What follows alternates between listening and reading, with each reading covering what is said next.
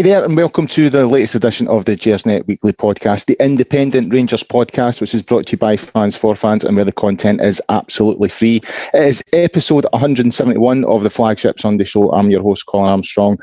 As I keep saying to you every week, guys, it's not just the pod we have here at Gersnet. If you get yourself onto the website and forums, you'll find lots of stuff on there, including the forums, articles. Frankie's got his social media. There's a history archive on the website as well. We would always also ask you to subscribe to the podcast if you can. But I think we've got over 5,000 subscribers on YouTube now. So get yourself on that. Put the word out there on social media. Let people know that we're here. Before I bring my guests in, I should highlight our partners at Gersnet Coins, who are offering you a once-in-a-lifetime opportunity to celebrate Rangers' 150th anniversary by owning a limited edition coin collection. There are 5 iconic milestones of Rangers history forged in and set into the collection, which is the founding fathers, Ibrox Stadium, the Cup Winners' Cup win in 1972, 9 in a row and 55 league titles. These are being released in small batches throughout the year. That some are already out there, but there's more to come. If you would like to buy one of these, get yourself onto www.gersnetcoins.com. So time to bring in my guest, and what has been an absolute shitter of a day. Let's be honest, I can't remember feeling as angry as this when it came to Rangers for quite a while, to be honest with you. Hugely frustrating day. You know, Celtic drop points at Easter Road. We get presented an opportunity to cut the gap, and we pass it up in almost comical circumstances. So I'll bring in my guests, Iain and Patrick. Iain, as I often say when you're on the show, we're of a similar age. We've had similar experiences in terms of the Rangers teams that we've enjoyed through the years. This feels like Jock Wallace 85, 86 all over again, doesn't it? It's like draw, get beat, draw. I hadn't thought about it that way, to be quite honest, but I've kind of put that year out of my mind as much as I can, to be perfectly honest. There's been a few a bit like 97, 98 in some ways as well, where we had opportunities and we just kept passing them up. You know, a bit similar to that. I mean, just frustrating's the word. You know, I'm almost past being angry about it, really, to be honest, and it's just got to the point of just fed up with it, really, to be honest. It's I actually reached my peak anger the day, I must admit. I was just like, when it was 2 each in the 88th minute or something like that, I just turned to my son, I was like, I genuinely can't believe we're here. How did we get here? That is the frustrating thing. I mean, you know, to drop points to Motherwell, who are not a great team by any stretch of the imagination, to put it mildly, and they didn't particularly, I wouldn't even say, you know, sometimes you see teams that play above themselves and you can say, well, okay, on the day, they had a great performance, you know, played Livingston a few times and they've raised their game and you can see how they've got the point. I just could not see how Motherwell would have got points out of that game today. And to look, you know, bad enough to draw with them, to throw away a 2-0 lead against them is just beyond belief. But there you go. How are you feeling about this, Patrick? I mean, me and Iain are a bit more weathered. You know, we've been through this before. How's it feeling from a younger Rangers fan's perspective? No, I mean, the last time I was on was similar circumstances when obviously less dominating. So it's you.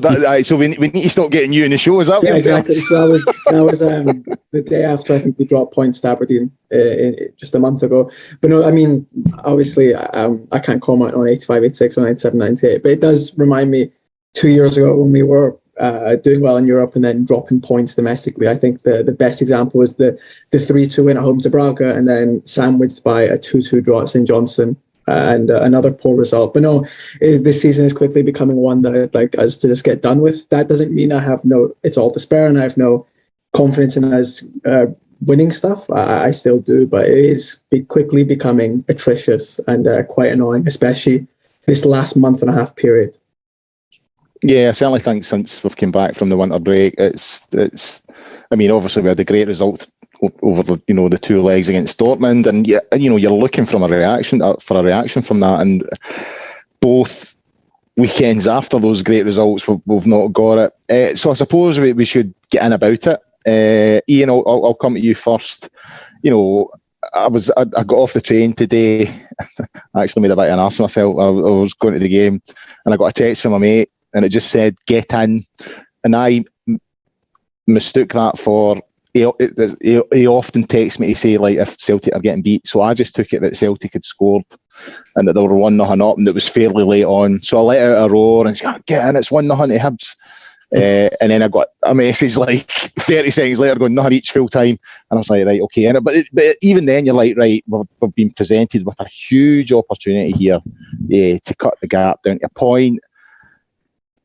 And to not take that, especially when you consider where we were at half time.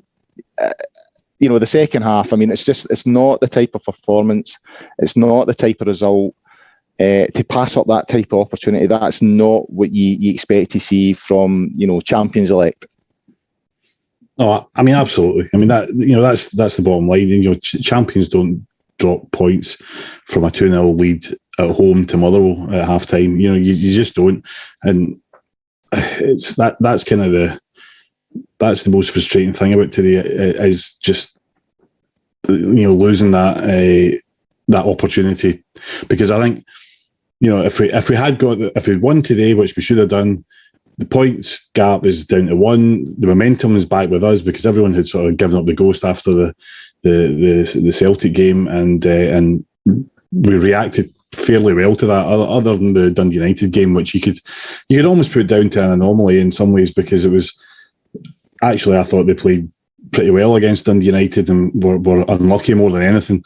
And it was right after the first leg of the Dortmund game, so it's almost forgivable to drop points after a game like that away from home. But to get that opportunity today and not to take it is just, I just don't see. I just don't think I don't think we'll get a second opportunity like that. I don't think we'll get a second chance. I'm not. As I was just saying off air before we come on, I don't really watch Celtic playing other than when they're playing against us. So I don't see how they're playing. But looking at their results, they've been.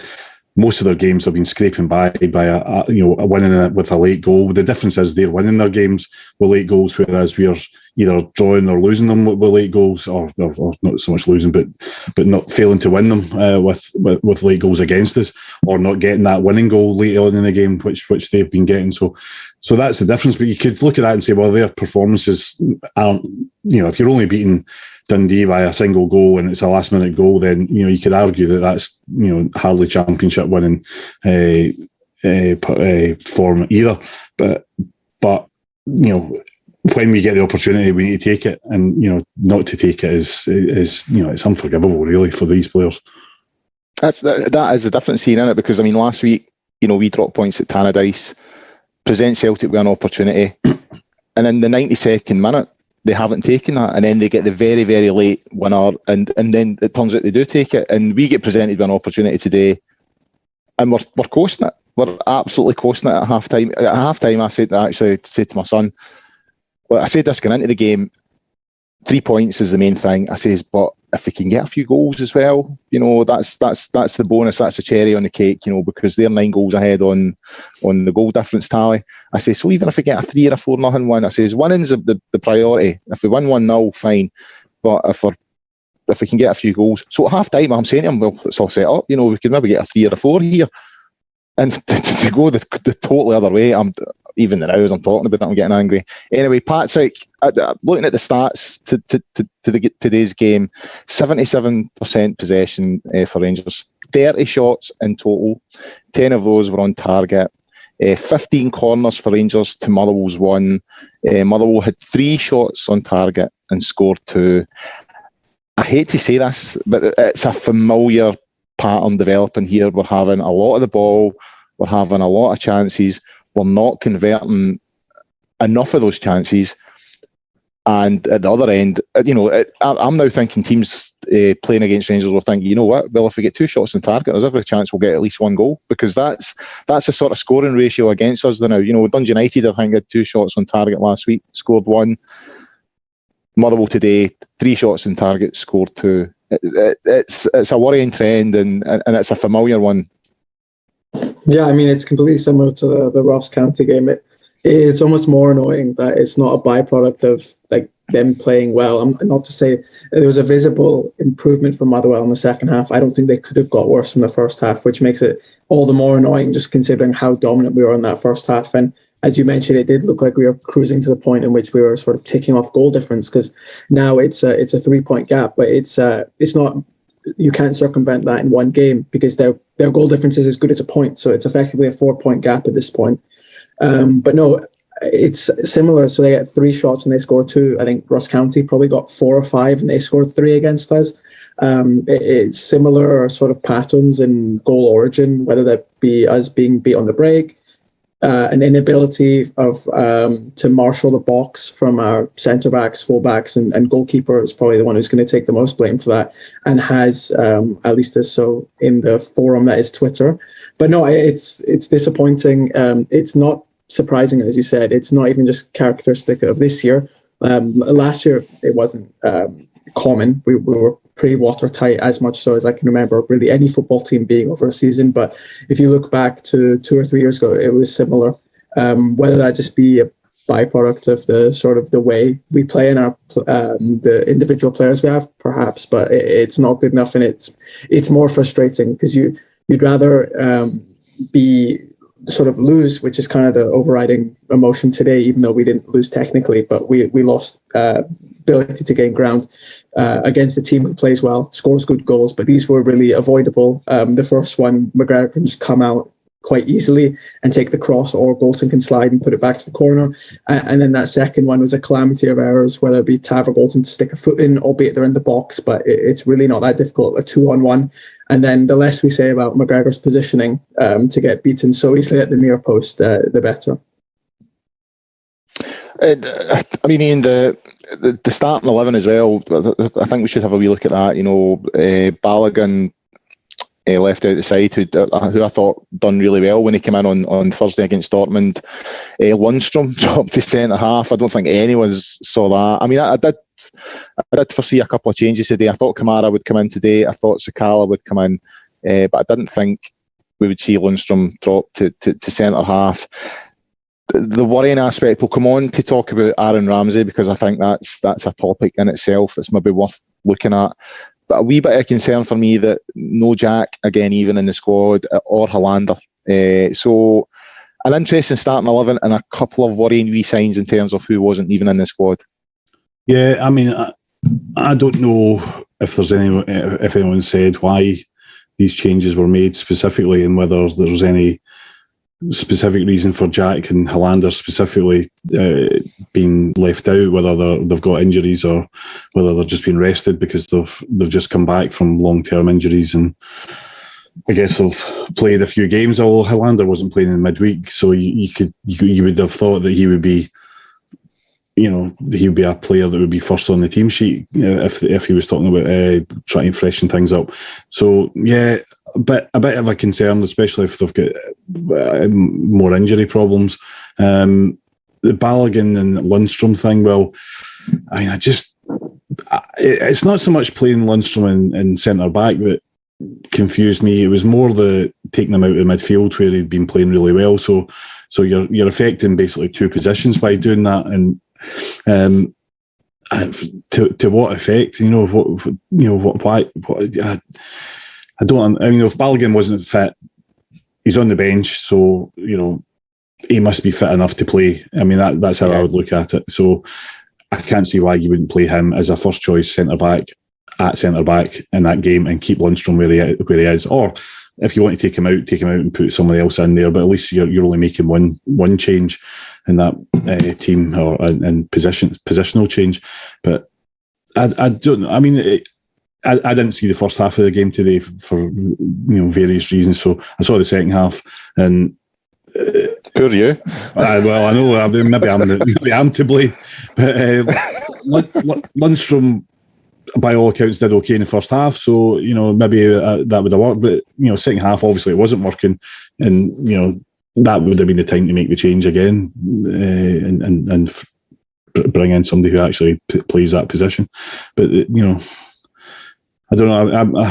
We'll come to Ramsey later, but again, that is a concern. I definitely am a bit concerned about where that's going.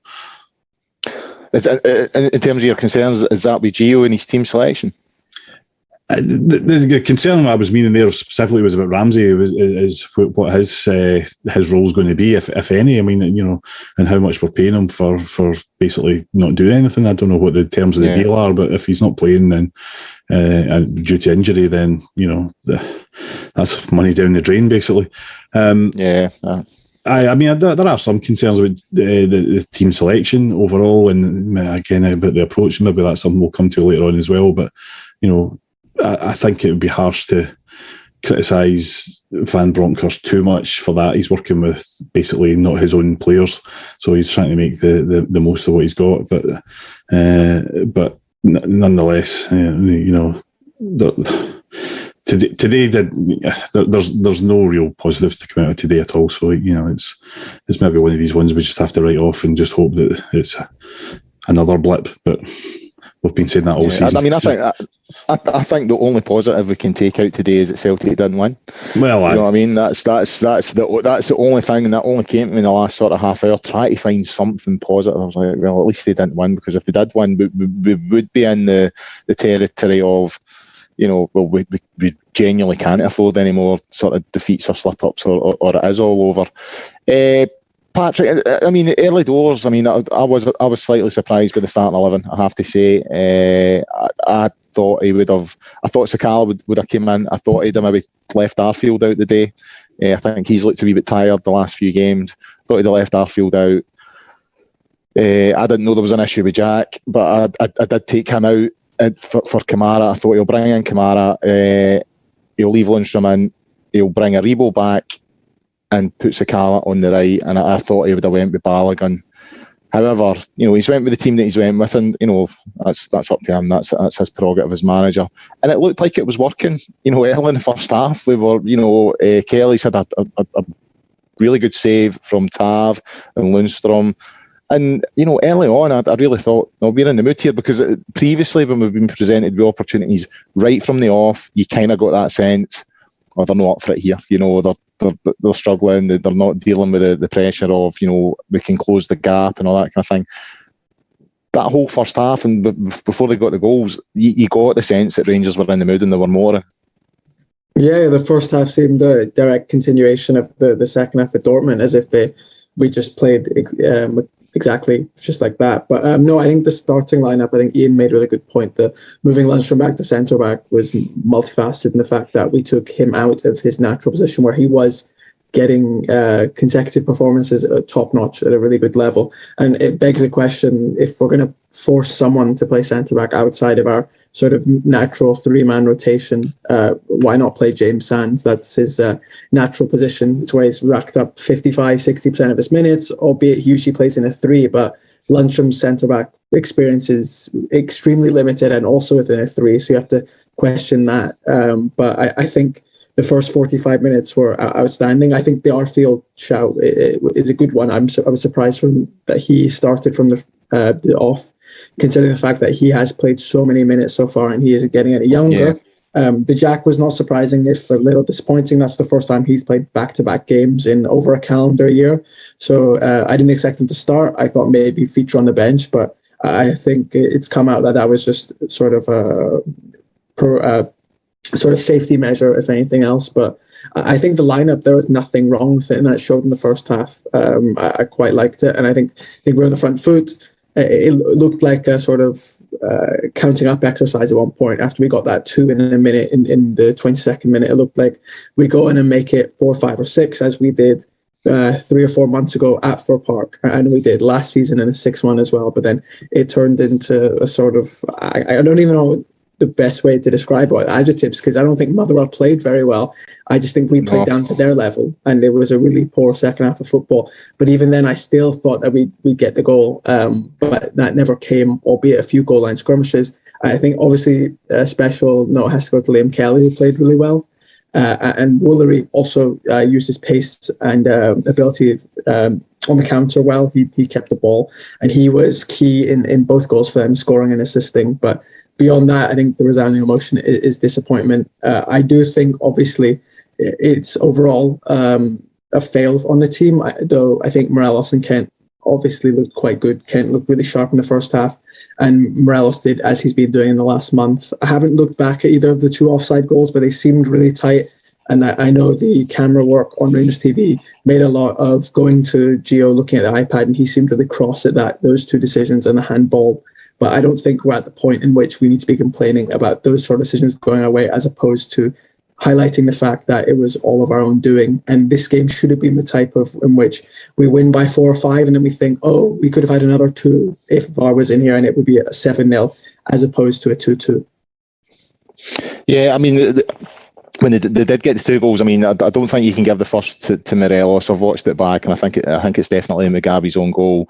Really impressed with the second goal. You know, Kent's work, brilliant finish for Sakala. You know, he seems to enjoy playing against Motherwell. I think that's as did Big said the Ted. You know, it seems that we have strikers that like to score against Motherwell, and it's at that point all looking rosy. You think, yeah, we've got the 3 points in the bag. It's all about the goal difference. Iain, even in the second half, I thought the first 5 or 6 minutes it looked like, you know, we were going to continue that. You know, I thought we started fairly okay in the second half. Excuse me. But, you know, as Patrick's pointed out there, Woolery, I thought he made Lundstrom look really, really slow. You know, he's brought down that right-hand side. The cross, I mean, how Goldson or McGregor don't deal with that. I don't get it. You know, we'll come on to talk about McGregor, but it's right in front of the 2 of them, and they just watch it go past them, and you know, the boy comes in and taps into the net. A really, really poor goal to lose. I'm trying to think of the last time we even scored a goal as simple as that, where, you know, it was just basically a ball into the box and somebody, you know, walks in and taps it in at the back post. It doesn't happen, you know, and it's schoolboy stuff. We should not be conceding goals like that at all. No matter who the defenders are, you know, we should not be defending as badly as that, and they should not be scoring such a simple goal. I mean, it's as simple as that. Yeah, I mean, but that, you know, you talked earlier about the shots at goal and the number that we had on target and so on, and the number of corners. To be quite honest, at 2-0 at half time against Motherwell, even if we never have another shot on target in the entire game, we should still be winning that game. We should not be conceding 2 goals to Motherwell in any scenario. So, you know, it's frustrating that we're not taking the chances, but, you know, ultimately it comes down to the defence today for me. I mean, you know, it was schoolboy stuff. You know, both goals just absolutely embarrassing, really. I mean, you know, and you know, it is a familiar pattern in terms of defence. And I would say, and again, maybe this is something we'll discuss a bit more detail when we talk about McGregor. Even last season, where we were, you would argue, you know, we conceded 13 goals, which, you know, is an incredible record in terms of defence in the league. There was a lot of occasions where the defence still looked weak and still looked frail, and it was down to McGregor pulling off goal-saving saves. More than one occasion.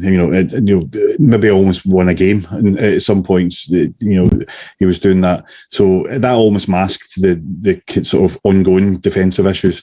And it's all this season, the two centre halves and the goalkeeper have looked weak to me and looked frail, and that was continuing again today. So unless the game's out of sight, then you almost think the other team's going to get a goal and we're going to be nervous. But as I say, we should not be in that position. We should not be conceding goals, simple goals, especially like that to Motherwell. Patrick, the second goal, I think it's arguably even worse. It's a comedy of errors. We have, I would say, a good 3 or 4 chances to clear it on that left hand side. It kind of comes across in the air, and they also get a couple of lucky breaks the way the ball bounces and stuff like that. But to me, Tav and Golson should still react to that, and they don't. They're weak in their defending, and the goal that goes in terms of, from a goalkeeper's point of view, from Al McGregor's point of view. I mean, I don't want to talk down a former Rangers goalkeeper, but to me that reminded me of Jim Stewart in the sort of, the early 1980s. And I know it's somebody that you'll not recognise, but there was one goal in particular he conceded against Charlie Nicholas, and it kind of felt like that. I mean, you're talking about his positioning. I think his actually positioning is okay. I just think the fact, I don't even know what he was trying to do to save that. You know what I mean? It was so bad an attempt to save a fairly routine effort and goal. And all of a sudden, a 2-goal lead is blown, and then at home at Ibrox, the crowd start to turn a wee bit, and you could sense it for then that it wasn't going to be our day.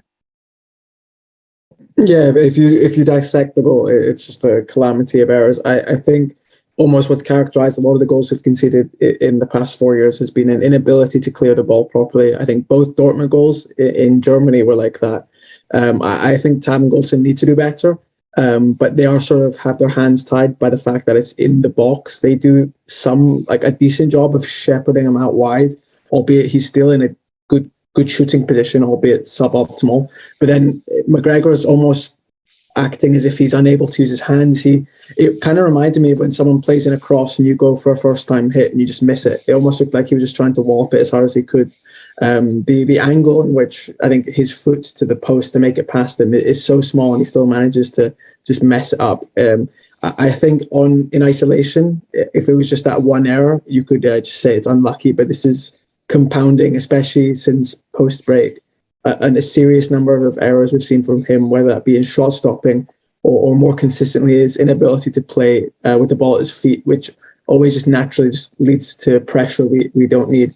I think that inevitably this was going to be his last season just due to age and the contract. He signed a 1-year extension, but I do wonder what part he will play for the rest of the season, and if this is sort of the end. But Gio did say that, did come out and support McGregor, as you would hope your manager would do publicly. What happens privately is another matter and will be sort of key indication on Wednesday. I doubt he drops him, even though I would probably in the camp that I'd like to see McLaughlin play. Just the contingency is there as well. He's going to at least play some part next year and the year to come, whether that be in a backup capacity or as the number one. He will be at Ibrox, and I doubt Al McGregor is. And given his poor form, I don't think it's the worst idea in the world to drop him. But I do think if any decision is made, it probably won't be on Wednesday, just given how quick the turnaround is. But no, it was a really poor goal, and it's annoying. I mean, I don't want to be conceding absolute worldies, but a lot of the goals we are conceding are really poor and off the back of our own mistakes.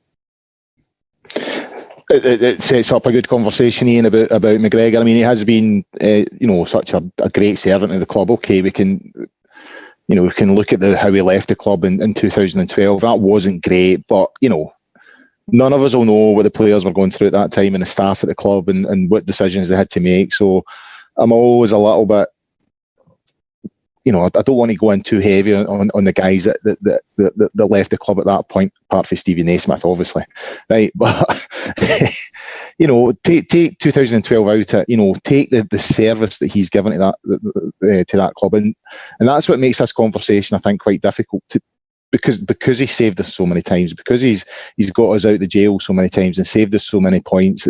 It's really, really difficult to be critical of him and come down heavy on him, but. There's no doubt about it. There's definitely an issue with McGregor at the moment. I feel every time the ball goes in the box, I genuinely don't think that the centre halves trust him anymore, and it just causes panic. And the one thing that he was always good at was shot stopping, and that seems to have deserted him now. That today was really poor. I think you could look at 2 of the goals up at Ross County. You could put to him. I can understand why you wouldn't want to drop someone like McGregor, because he is a club legend. But when you consider what's at stake this season, the pot that's at the end of the run in terms of the Champions League and what that can mean to the club, is there any room for sentiment? Does Gio have to say, right, okay, he's done a great job for us, but right now we need someone else and bring McLaughlin in? No, there's no room for sentiment. I mean, and there shouldn't be. I don't think any player at any time should get played just because based on what they've done in the past. But dropping your first choice goalkeeper is a big shout. So you need to be 100% sure that you're not going to, cause further problems for yourself, whether that be either within the squad or just in actual terms of conceding goals. So, you've got to be 100% certain that McLaughlin is going to be a better option. Now, at the moment, I think that probably is he is the better option, to be perfectly honest. I think it's worth doing that, because goalkeepers, they might, we all know that you only have to make one mistake and it can be fatal. And if you're prone to doing that, and if it's happening more often, and if the pressure's on you, then you're more likely to make those mistakes, I guess. Every time that happens, and every time you make a mistake, the pressure becomes greater and greater. And, McGregor is still a brilliant shot stopper. He can still pull off great saves. He had a couple of good saves midweek against Dortmund. One in particular where he pushed it round the post. He can. I think he had some in the away game as well. So, he can still pull off these saves, and you could argue that that's maybe worth a goal in itself. Maybe McLaughlin wouldn't be able to pull off those saves, but if you're throwing the ball in the back of the net separately to that, then you've negated that that achievement. So I don't know. I think it's worth a risk. I don't think you can say, well, what he's done merits him a starting position. I don't think anybody would argue or should argue that that is the case. I think you've got to be as brutal as is necessary, and if he's a liability to the team, then you've got to make that change. Is this also about protecting McGregor as well, though? Taking him out the flank and the firing line, and it's happened in the past. You've seen players being dropped, big name players getting taken out of the team, and they recover and they come back. I think if you're dropping McGregor, I'm not saying that's he's not coming back till the rest of the season, but taking him out and seeing how he responds and training and stuff like that, he might find some level of form again. But at this particular moment in time, I genuinely, and I hate saying it because he has been such a great player for the club. He is a legend. There is an argument to say he could be the greatest Rangers keeper of all time, certainly of modern times. But it's painful watching him at the moment. It really is, and I do wonder if Gio's got a decision to make. Patrick, well, time to talk about the two Morelos goals now. I was kind of in line. My seat in the governed rear is kind of in line with the 18-yard box. I did think he was offside for the first one. The second one I thought looked really tight. I've watched the goals again since I got home, and I would say it confirms that. I think the first one, he just goes a bit early. The second one, I think he's in line. I think he's on. And we can talk about Rangers being responsible for where they are at the moment. And they are, ultimately. We're conceding too many goals. We're not winning enough points. But crucial decisions, as we had at Tannadice last week as well, 2 definite penalties not given. That's what turns these type of performances that are, where you just get a point. Refereeing decisions, getting the decisions correct, can be the difference between 1 point and 3 points. And I just think when I look at the second one, there's no sort of distance between the defender and the striker. It's a perfect line. I just don't see how the linesman can put his flag up for that. It seems an odd one again.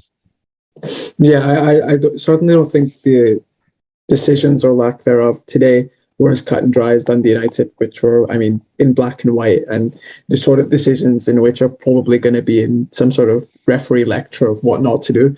I think the handball, at least I've only seen it once. I only saw it on a live broadcast. I didn't think it was a handball. I think his shoulder seemed to be in a natural position, albeit he was bent over, but his arm was just in the natural sort of frame.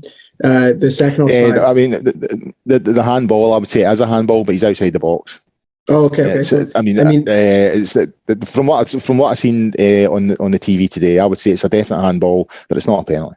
Okay, so given our I don't remember the last time we did score a free kick, but still, that probably would have been a yellow card and something. But I think today was more about just gradual, the poor decision making. I think the best one, albeit more trivial than anything, is Don Robertson headering the ball when we have some good possession. And the law is the team who had last possession when the referee hits it gets the ball. So Motherwell had the ball, but I think that was just a good sort of microcosm into the ineptitude we see in referees in Scotland. But I don't think Van Bronckhorst mentioned that we would have won the game if we had VAR.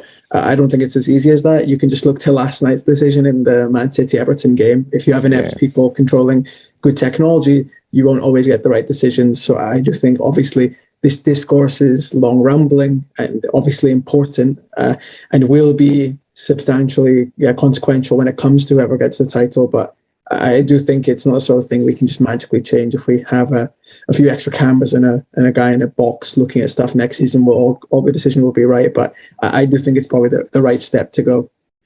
The thing about VAR in Scotland is that would you really trust the officials who make these decisions that's the to point. Get it right? Yeah, that's the point. Because they don't make right decisions on the pitch. It's the same guys, albeit watching it on a TV screen. But I have no confidence whatsoever that they would make that right call. Some of them are going to be so straightforward that they couldn't possibly get it wrong, you would hope. Although maybe not, but there was one in the Man City game last night I thought was a clear-cut penalty, and VAR didn't give it. Yeah, so it's just going to. I mean, it's a whole big debate again, as you say, but it's just going to create a different sort of theatre of debate, isn't it? It's just, instead of it just being about the referees and the linesmen, it's then going to be the VAR guys getting it wrong, and they're all Masons. So it's all going to be, Scottish football is never going to rid itself of that, to be honest, until we actually get to a position where the referees and the officials in general are actually competent. And I don't know whether we'll ever reach that position, and even if we did, would that stop the endless arguments and debates? Well, probably not. I don't think so. No, I think. I mean, I think before we even consider VAR, we need to look about making the referees professional. You know what I mean? That's probably the next step.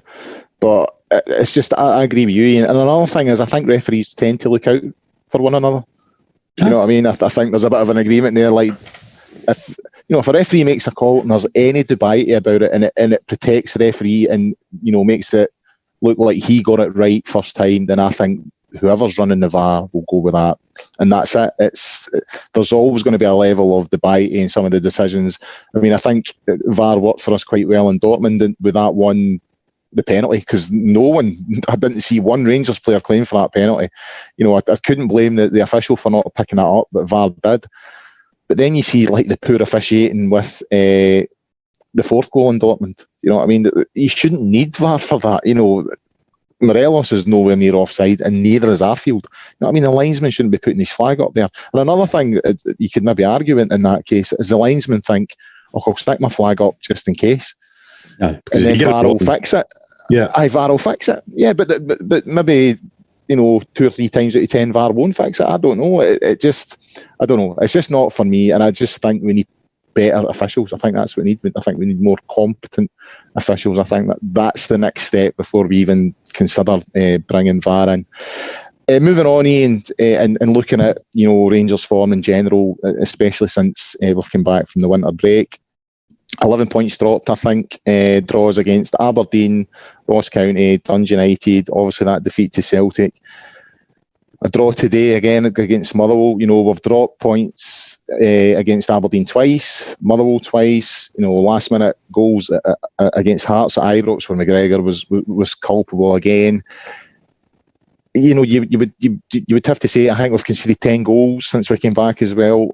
You would have to say again, going back to what I was saying earlier on, not the sort of form you would expect from title-winning candidates or champions elect. It's not good form at all, really. No, I mean, it's not, is it? But the concern again is the momentum after the winter break, and we seem to have been here so many times in the last 3 seasons, and I know people are questioning Gio and whether or not he's been getting things right. Well, by all means, question it, but we're in exactly the same position that we were in last season or 2 seasons ago under Gerrard, and the season before that under Gerrard. So where we've just basically collapsed after Christmas. So something is a little bit deeper than just the decisions being made by coaches on an individual basis. So yeah, frustrating, really concerning as well about the number of goals we're conceding. I mean, I think we've conceded 24 goals, I think, this season's in the league so far, which, that's 11 more than we did in the entirety of last season. Now, last season was an aberration in some ways, and you'd maybe never expect to see that again, but, it's still, a lot of goals were conceded, seven more than Celtic, I think. We've nearly conceded as many as Hearts have, and I think maybe only 2 or 3 less than them. So, that's where the concern is, and we really need to tighten up in defence. I personally, at the moment, I think that the league is probably beyond us, because I think we won't get another chance. I don't, but if we are going to do it, then instantly we need to tighten up that defence and start not conceding stupid goals, and that is what it comes down to. And we had. It seemed like under Gio that we'd sort of stopped that rot of we were conceding the first goal every game, and every game we were having to try and fight back from it. And he was, keeping the 0 or whatever the phrase was. That seemed to have been fine initially, and now it just seems that the floodgates have opened. How many goals have we conceded? I know 2 of them were against Dortmund, but I mean that's 2, 5. I don't know. We've conceded maybe 10, 8 or 9 goals in the last 2 weeks. That's the fact that you conceded 3 against Ross County, that tells you there's a problem. I think. You know what I mean? I mean, I don't mean it'd be disrespectful to Ross County, but a team that is currently champions and shouldn't be conceding 3 goals against a team like that. Patrick, Iain is sort of raised a point there that was one I wanted to look at. When you're sort of looking through social media and all the rest, it's seen a few people starting to question the players' mentality and saying, they don't have the character and all that kind of thing. And I'm also seeing already a lot of people starting to criticise Gio and saying, he's not up to it and he's not the man for the job. But I think Iain's raised an interesting point there. We're seeing the same problems that Gerrard faced in sort of 2019-20, even in 18-19, especially after Christmas, after the winter break. So is it the players or is it the manager? Because if the manager is facing the same problems that a previous incumbent has faced, then surely you've got to look at the players and wonder then.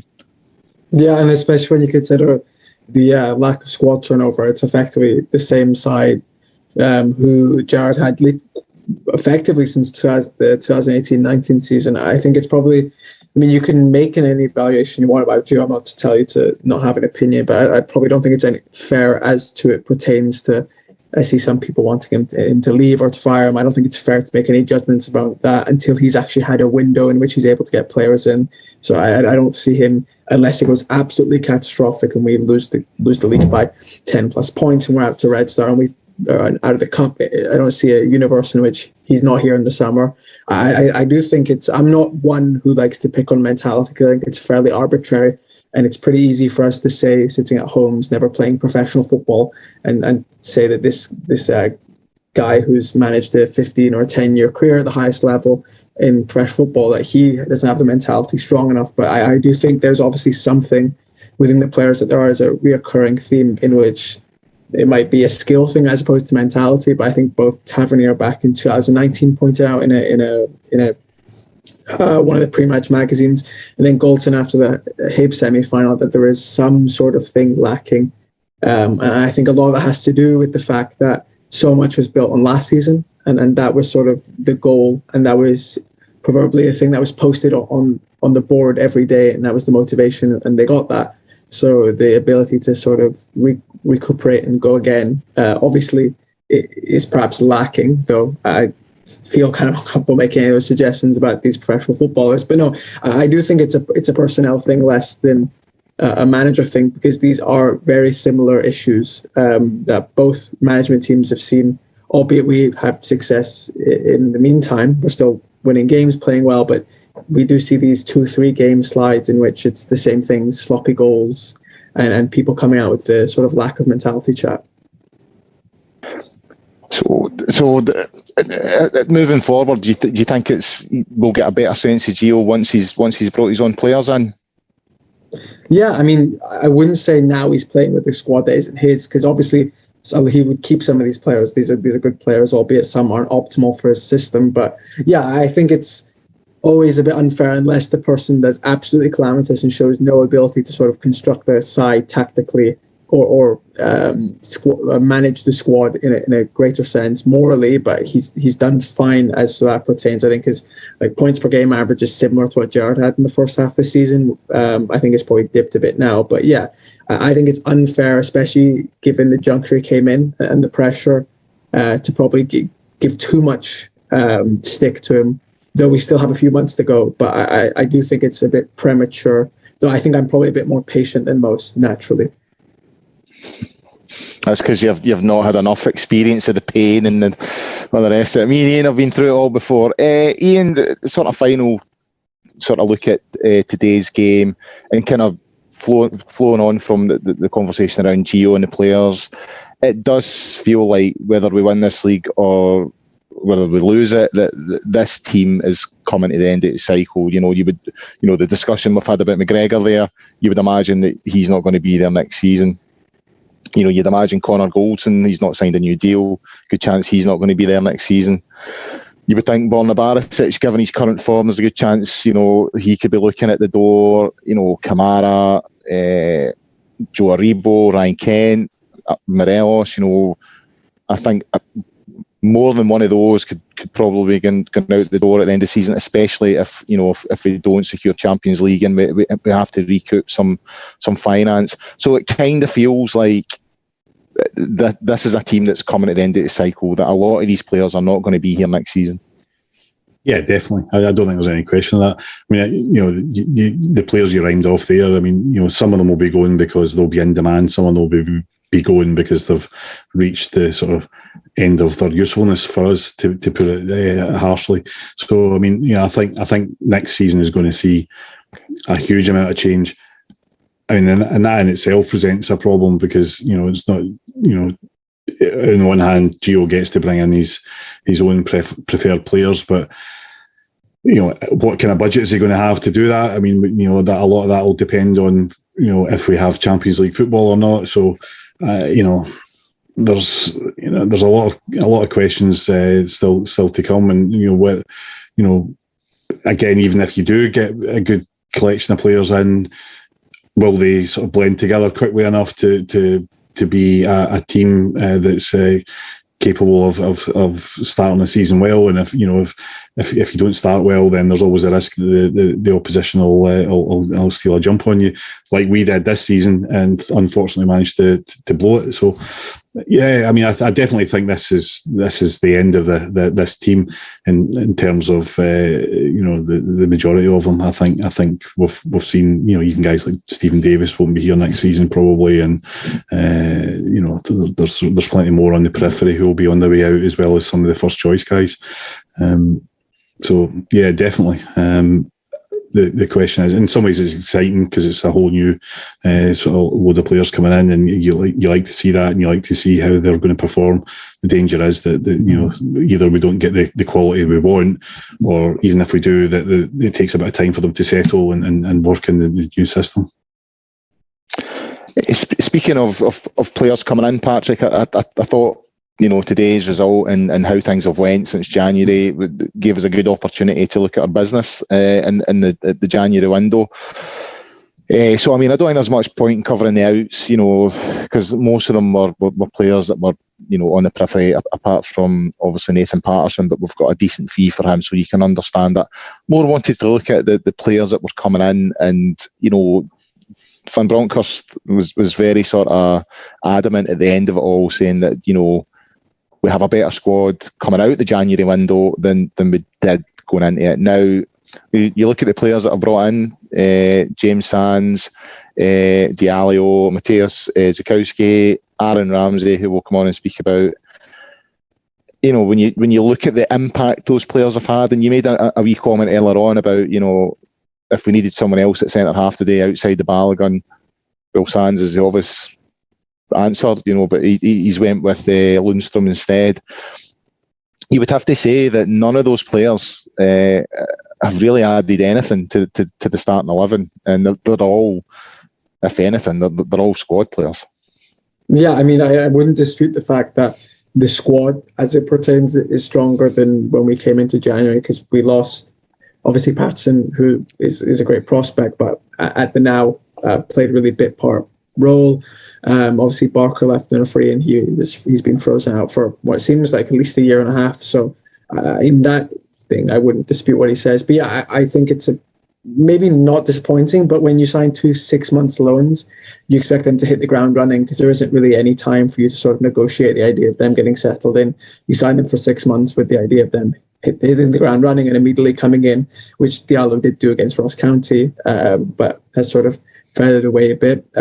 Whether that be, I'm not sure why, a bit of external factors, but he still also hasn't really played enough for us to come to any real conclusion on him, which is a bit disappointing because he's only here for 6 months. Ramsey, a different kettle of fish. This was sort of expected. I don't think it's worst case scenario at this point, because he still does have a few months and 12 to 13 games to sort of play, but it is definitely concerning. Where, as it pertains to Zukowski and Sands, to me, they were both brought in probably this next 6 months as a sort of bedding in period. Zukowski was available on a Bosman, so he could have come in the summer, but we paid the fee to get him in, and I assumed, as he has done now, he'd just fill in for Patterson has on the bench and get a few minutes where it is, so I'm not too concerned with that. Sands as well, it was an 18-month loan for a reason. I think he obviously played started those first 2 games right off the bat and looked fine, nothing spectacular, but again, that 6 months was to get him to sort of be embedded within the idea of Rangers, the style, and understand the sort of culture he's coming into, because it is very different to the soccer culture in the US. It's a bit underwhelming, especially when you consider the business other people in the league did, and how that's already, you're having players starting and doing well, whether that be Hibs or Celtic or Hearts with Nathaniel Atkinson as well. But I do think when we evaluate it, we have to consider what the objectives were for each player. And outside of Ramsey and Diallo, the other 2 were meant to be sort of long-term or at least next season projects. And then those 2 are slightly more concerning, but they still do have time to sort of play their way back into positive mindsets. But it needs to come soon. They need to start contributing in, if it's not Wednesday, if it's not next week, it needs to be within the next 2 weeks. Ian, on Aaron Ramsey, you know, I mean, I was always one that sort of felt, you know, he's here for a reason. I think Stuart Weir covered that fairly well on yesterday's preview show. You know, if his career, a bit similar to Paul Gascoigne actually, if his career was going to plan, then it's highly unlikely that Ibrox is part of the plan. And we always sort of knew that there was a risk that he was injury prone and all that kind of thing. But the fact that, you know, turning up to games and he's not even in the squad, I mean, I let the first 2 or 3 go, thinking, right, okay, he's got to get fit. And one thing I will say, that the minute the City has had, he's had wee flashes to make you think, well, if we can get him fit, he could make the difference. But now it just feels like we're not going to get him fit. The fact that he wasn't even on the bench today, for me, was a real concern. Yeah, I mean, I don't know why he's not been playing, whether it's because he's not fit in the sense of he's not match fit, or whether he's actually carrying an injury. I'm not 100% sure which of those 2 it is, and I guess, you know, either of them's a concern. You're right. I mean, any player of his sort of stature in the game who ends up at Rangers is, you know, it's obvious that he's here because, you know, it's not worked out for him where he was, and this is an opportunity. That's not necessarily a bad thing, because, you know, it gives us the opportunity to get him he's got something to prove, and we can make the most of that. And at his level, even if he's playing at 90 or 80 or 70% of what he's capable of, he should be better than the majority of players that he'll come up against in Scotland. So, in some ways, it should be a no lose for us. The lose is that if he doesn't play, so if he's not playing, then we're getting absolutely nothing from it. So, as I said earlier, I don't know what the terms of the loan deal are. If we have to pay whether he's playing or not, I suspect we probably do, because Juventus aren't in the business of charity. So that does concern me. But as Patrick said, there's time yet. He can come in and he could still play an important role if we're still fighting for trophies. Right, guys, conscious of time, so I thought I would try and finish up on a positive note, given how shite a day it's been. I'll come at you first, Iain, because you've been living with us longer than Patrick has. Announced through the week that the club will finally, after I've been complaining about this for years and years, and I think viewing your comments on Twitter every now and again, I think you are of a similar opinion.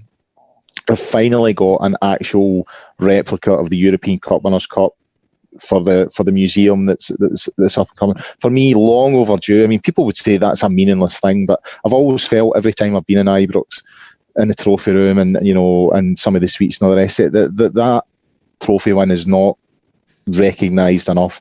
There's some nice pennants on the wall and stuff like that, but it always annoyed me that the replica was just, I think the Loudon gave them a replica at one point, and to see the one that they've got that's going to be displayed in the museum, it looks an absolute cracker, and it feels like it gives that victory and that achievement, the sort of attention that it's due. I'm imagining that in this museum that will be the sort of centrepiece, that's what it's all going to be focused around.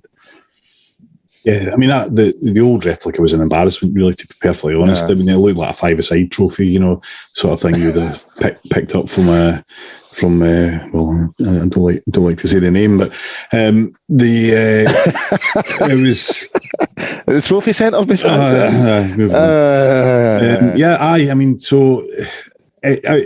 Yeah, you're right. I mean, you could argue it's not the most important thing on the agenda, especially after the last 10 years. But I think what it does say is that at least the people who are at the club now care a bit more than possibly people did even back 30, 40 years ago when that replica. I don't know when that was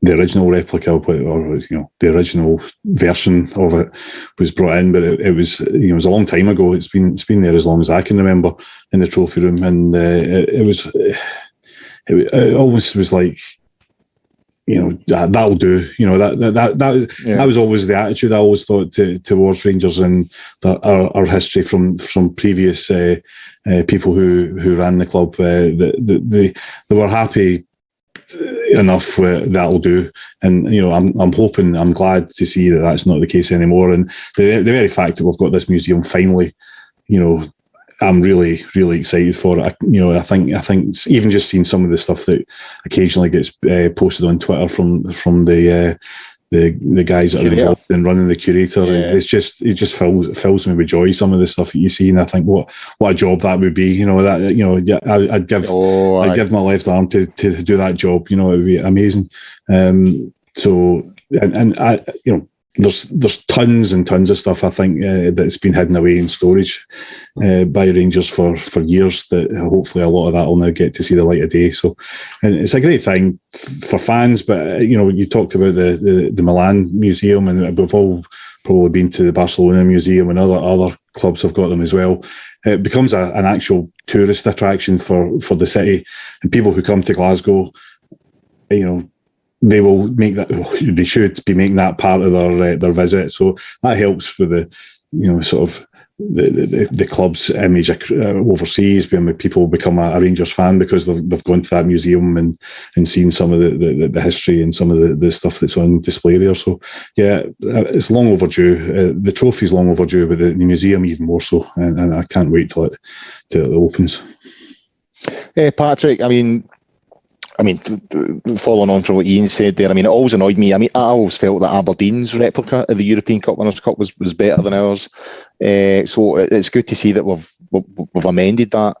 But I mean, Ian's talking there about museums. I've certainly been to the Barcelona one. I think I was at the one at Stamford Bridge, one at Anfield. I think you've recently visited the one in AC Milan.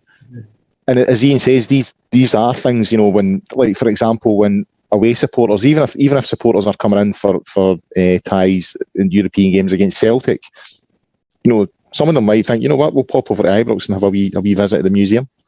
Yeah, I mean, just to touch on the trophy, I think it's wonderful. I mean, what's the point when you're making your history if it's not looked back fondly and appreciated?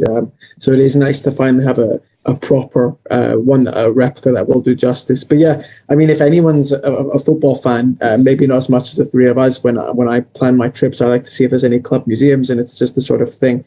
I was in the Mondo Milan, the AC Milan one last week, and it was really, really well curated.